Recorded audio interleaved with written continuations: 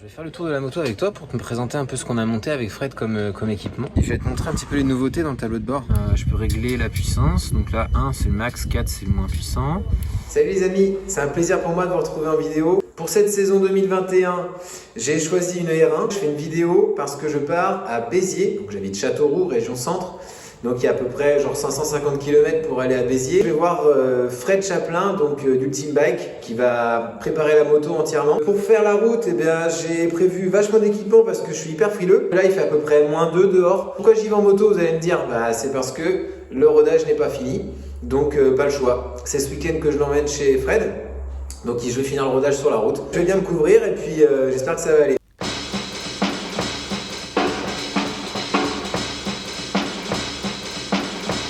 Bon, allez, parti! Elle a combien de bornes la moto là? Ok, 493. C'est 1000 km pour le rodage. Allez, souhaite-moi bonne chance! Hey! Me voilà dans le garage de Fred d'Ultime Bike. Bon, ça a été, mais je me suis quand même bien caillé les doigts, quoi. Oh la vache! Ça faisait vraiment bizarre passer dans le Cantal, d'avoir de la neige sur les sapins, les bords de route et tout, de voir marquer 1 degré ou 0 sur la moto. Bref, je me suis encore caillé les miches. Regardons un petit peu combien elle a de kilomètres la moto là. 940, ouais 950 km quoi. Bon, allez, on va dire qu'elle a 1000 km. Commence à démonter les carénages, l'échappement, et puis après, retour à Châteauroux.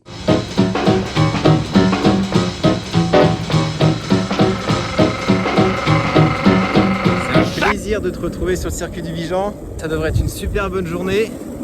Je vais pouvoir enfin tester la R1. Pour te faire la suite de ce qui s'était passé, j'ai descendu la R1 donc à Béziers chez Fred Chaplin pour qu'il puisse me faire monter les accessoires racing, etc., que ça soit prête à rouler sur piste. Depuis du coup je l'ai essayé en fait à Alès et il pleuvait, du coup j'ai pas vraiment pu essayer la moto, mais je me sentais plutôt bien dessus.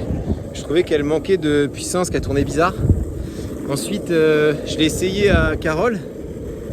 Et puis là c'était le drame parce qu'au bout de 3 tours j'avais plus de frein, donc le frein surchauffé. Je voyais encore une fois qu'elle avait un problème de puissance, mais vraiment quoi, elle ressort pas du tout des virages. Donc c'est pas normal parce que c'est une moto qui marche super bien normalement toute d'origine. Du coup comme j'avais mis une ligne Spark dessus et qu'on n'avait pas fait la cartographie, j'ai supposé que c'est peut-être ça.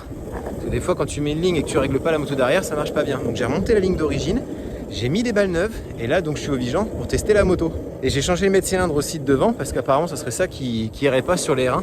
Donc normalement avec tout ça, ça devrait être une super bonne journée. Je te fais un retour tout à l'heure sur comment ça s'est passé. Bon, c'est la loose. La moto elle ressort pas des virages. Elle a vraiment un manque de puissance. Je vais la ramener, je vais la faire passer au banc histoire de vraiment être sûr que c'est pas moi qui tripe. Et voir combien fait de chevaux, et essayer après de trouver le problème.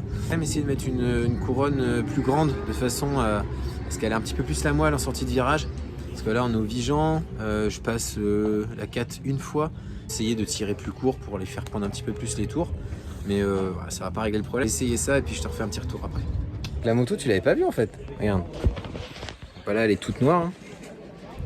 On va recevoir un super kit déco que mon pote Nicolas Patrijon est en train de faire. Là j'ai vu déjà quelques extraits, là, ça va être vraiment très joli. Je vais faire le tour de la moto avec toi pour te présenter un peu ce qu'on a monté avec Fred comme équipement. L'essentiel c'est effectivement de mettre des protections, protection de cadre, protection moteur. Donc tu vois là c'est GB Racing, très connu, super marque. Voilà, on a aussi des petits tampons ici qui évitent de niquer le cadre. On peut aussi voir que sur le cadre principal et sur le bras oscillant, c'est protège carbone. Permet effectivement de ne pas rayer la matière d'origine. On a mis des platines PP Racing, PP Tuning, pardon, PP Tuning. Voilà, regarde, permet, en fait, on a mis celle-là parce que c'est celle qui permettait d'avoir pas mal de réglages, celle qui offrait le plus de réglages, je crois. Boucle arrière Moto Holders. Voilà.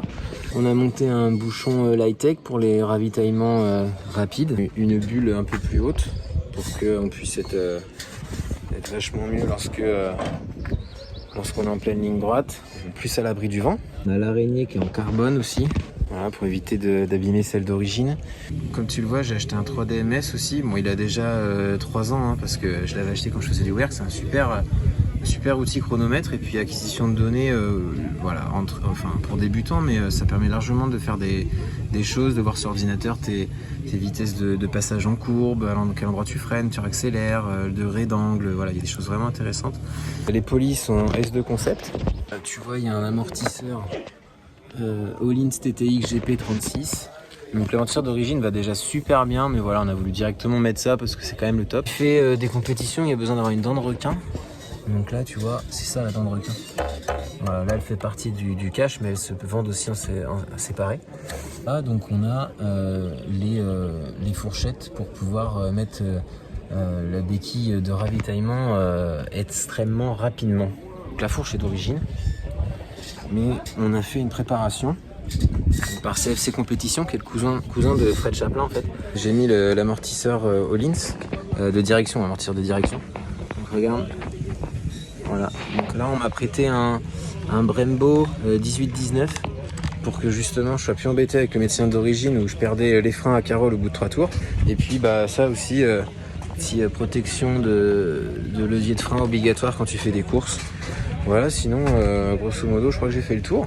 Bah, tout ça, ça paraît pas, mais ça monte très vite en budget. Alors, faut savoir que sur la R1 2020, il y a pas mal d'électronique. Il y en avait déjà beaucoup sur la 2015, 2016, 2018. Et je vais te montrer un petit peu les nouveautés dans le tableau de bord. Comme ça, tu vas comprendre un petit peu à quoi servent les différents réglages. Donc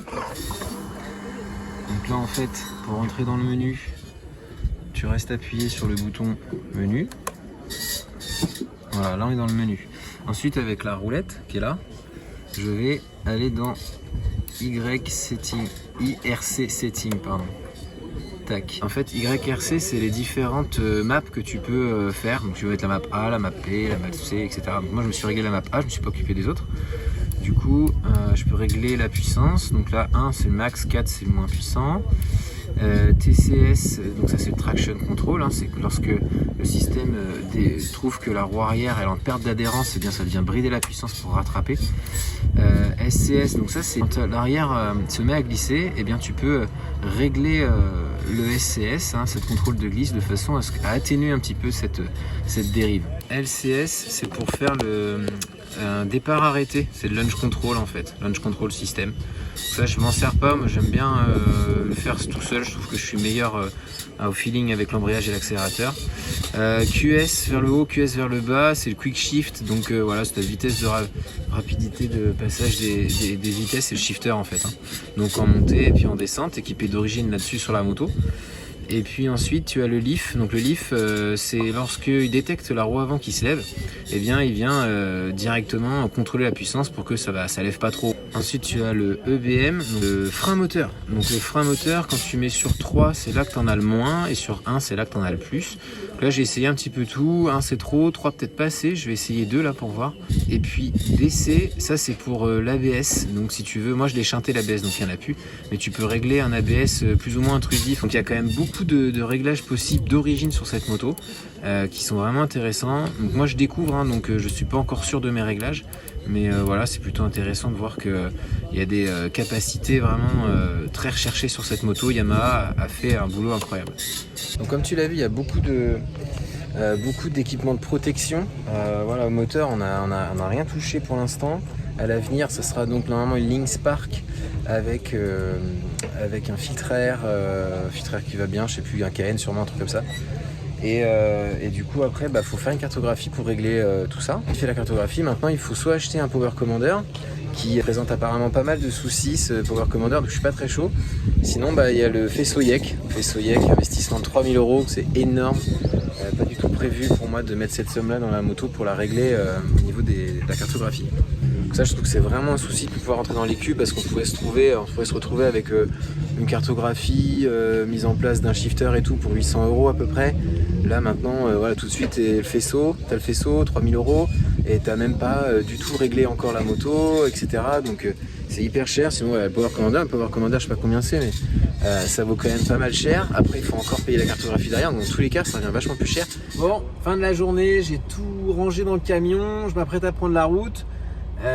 Bilan plutôt galère, hein, parce que voilà, j'ai une moto qui marche à peu près comme un 600, donc je sais pas ce que c'est, j'espère qu'on va trouver vite. Aujourd'hui on est le dimanche 6 juin Donc la veille de partir au Mans, l'honneur d'être pris dans une équipe pour pouvoir participer aux 24 heures du Mans 2021. Donc je prends la route demain. Je vais te faire une vidéo. Mon pote qui m'accompagne va essayer de filmer un maximum sur place. Donc voilà, on fera de notre mieux en tout cas pour avoir un maximum d'images qui te permettront de te sentir vraiment au cœur de cet événement. J'espère que cette vidéo t'a plu. On voit pas beaucoup de motos, c'était histoire de présenter, faire un peu une intro sur cette saison qui va se dérouler. Donc je te dis à très vite, et si tu as envie de savoir ce qui va se passer, bah abonne-toi, un petit j'aime ou les deux, un petit commentaire, voilà, n'hésite pas. Et en attendant, amuse-toi bien. Salut!